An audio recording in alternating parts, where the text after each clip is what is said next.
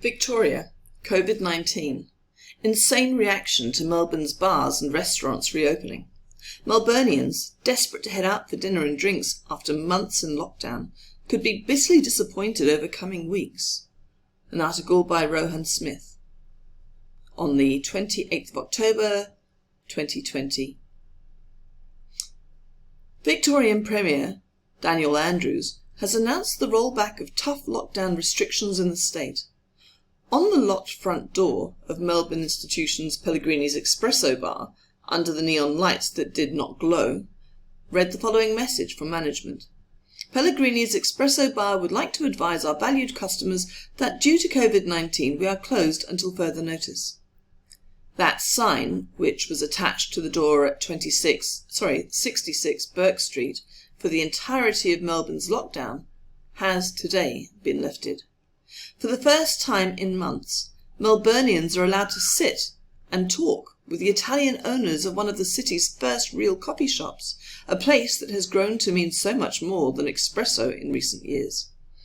Owner David Malaspina told news.com.au he was ecstatic to see his customers again, even if things were different now. That's a picture of David Malaspina at the window of the now open Pellegrini's in Melbourne.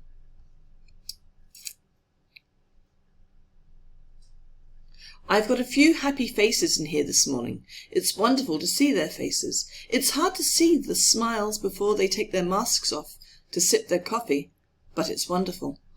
He can't have as many people inside as he'd like, and he's still waiting on deliveries of fruit and vegetables, but the kitchen is up and running again. He said the last 24 hours was chaos. Sanitize was the magic word. We cleaned everything. We ordered all our produce, and I'm still waiting on my orders, but I imagine deliveries are backed up today. We're a bit limited, but we're cooking bolognese sauce and Napoli sauce, so we're right for lunch. He said Burke Street was a ghost town over the last few months, and will take some time to return to normal.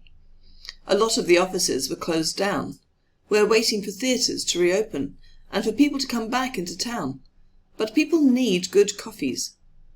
At the Post Office Hotel in Coburg, the phones are running off the hook. Punters were so keen to get back in for a meal or a beer in the garden that they didn't even wait for the Premier to finish his announcement on Monday. Manager Tristan Jalles told news.com.au bookings for dinner have been reserved until the end of next week, and it's only Wednesday. He called the response insane. Midway through Daniel Andrews' announcement, the phone started lighting up and we were getting email requests. By 10:30 a.m. Tuesday morning, we had booked Thursday, Friday and Saturday dinner out completely. It was insane. Folks are champing at the bit to dive in. He said the venue, which can hold a capacity of 70 people, under Victoria's new dining rules, would open at different hours to make sure everybody gets a go. We're throwing open the gates from 3 p.m. for once-off drinks type thing today, before we get into the normal routine tomorrow. We'll also open earlier each day so people can come in on the way home from work and have a beer, and we'll stay open a bit later for the same reason, to accommodate everyone. It's the same story at the Stolberg in nearby Preston, where management told news.com.au they were booked out every night for the rest of the week. I'm not sure if you'd say it happened faster than you might think, or slower than you might think, but it was quick, a manager said. On the foreshore in Elwood, business is ramping up again. Pete Coutet, the general manager of Elwood Brothers, said staff survived on adrenaline on Tuesday to work 14-hour shifts getting the place ready for diners. And there are plenty. Yesterday was a very busy day. It's like doing a new restaurant. We've been trading for 7 months, takeaway only, so it was a long day. The phone didn't stop ringing. 2 phones were going off all the way down from 8 a.m. to 9 p.m. We're booked out now for the next 3 weeks, and that's purely walk-ins. The establishment had 120 staff when they closed and had been operating with just 25. So yesterday they called those who were out of work and asked if they could come back. It's much needed help ahead of the first meal served in-house at 11:30 a.m. today, Mr. Coutet said. He was on board with plans to reopen responsibly with restrictions on the number of customers in the venue at any one time. You want to do the responsible thing. We want to make sure everyone's safety is paramount, he said. It's baby steps at the moment. We'll be making sure they're wearing face masks when they're not eating and drinking. We're just doing the best we can to make sure Victoria is safe for everybody. So as you read through this article, what I would like you to do, please, is to highlight the language features. I also want you to look at the text features. So choose to colour the text features in blue, or circle them, and explain what they are and what their purpose is.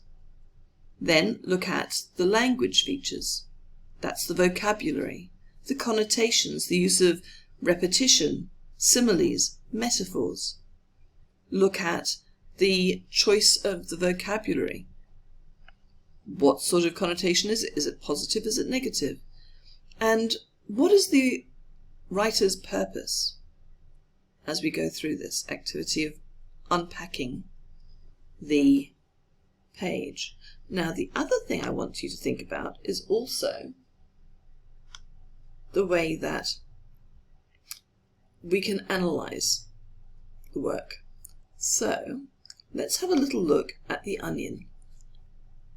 Reading comprehending using a 4-level onion strategy. You need to ask yourself certain things. Think about the outer layer.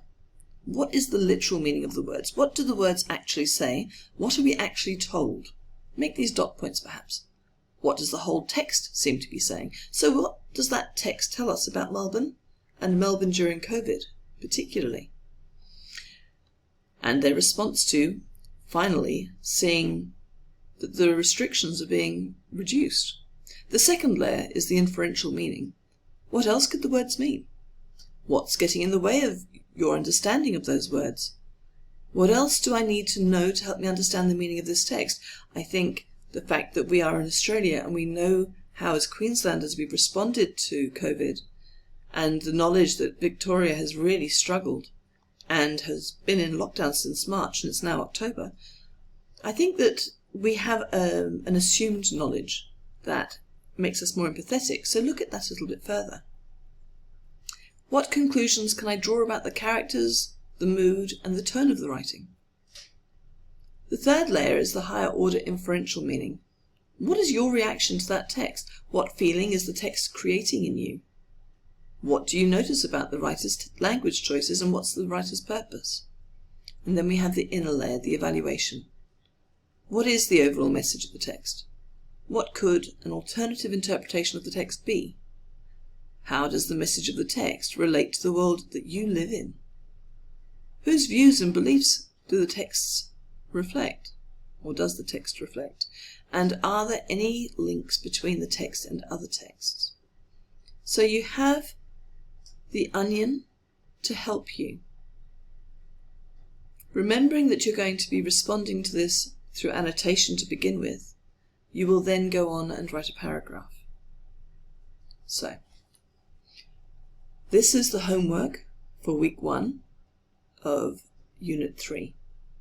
I look forward to reading your work in OneNote, beneath the article and the onion.